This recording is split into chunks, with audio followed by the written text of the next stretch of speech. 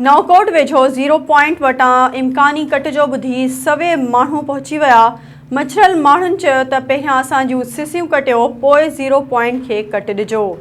SS news जे reporter Naveed बजीर मूजिबि 0 point वटां cut वारो मामिलो तकरारी बणिजी वियो। कट हणण जो ॿुधी सवे माण्हू हथियारबंद थी पहुची विया।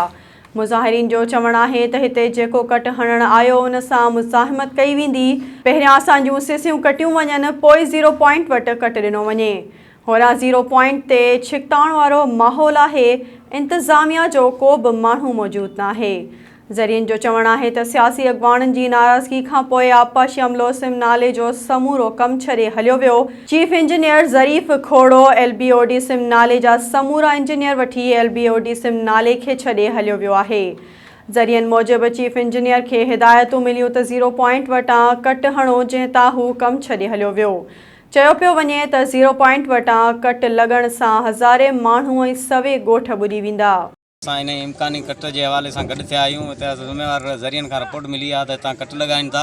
उन जे लाइ हितां खां जेकॾहिं पाणी हेठि खोलियो हुयो त लखें एकड़ ज़मीनूं, लखें माण्हू तबाह थींदा। हिन पाणी जो अॻियां को घस ई न आहे। इहो कट जेको आहे इंशाअल्लाह ताला हीअ आवाम कोन हलणु ॾींदी।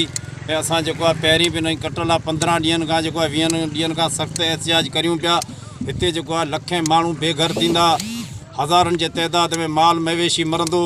इन जे करे आवाम खे जेको आहे सोचणु घुरिजे त हीउ कट जेको आहे उहो तमामु नुक़सानकार आहे। हज़ारे माण्हू जेके तव्हांखे सरापा एहतिजाज नज़र अचनि पिया, हिन जो हिकिड़ो ई मुतालबो आहे। कुझु बाख़बर ज़रियनि खां मालूम थियो आहे त अॼु जेको राति जो हितां कट लॻायो वेंदो। उन जे नतीजे में हज़ारे एकड़ फसल ऐं लखें जो पैसो इंसानी आबादी मुतासिर थींदी। नाज़रीन, वधीक ख़बरुनि जी अपडेट्स लाइ ॾिसंदा रहो SS न्यूज़ वेब चैनल। असांजे चैनल खे लाइक ऐं सब्सक्राइब करणु न विसारींदा।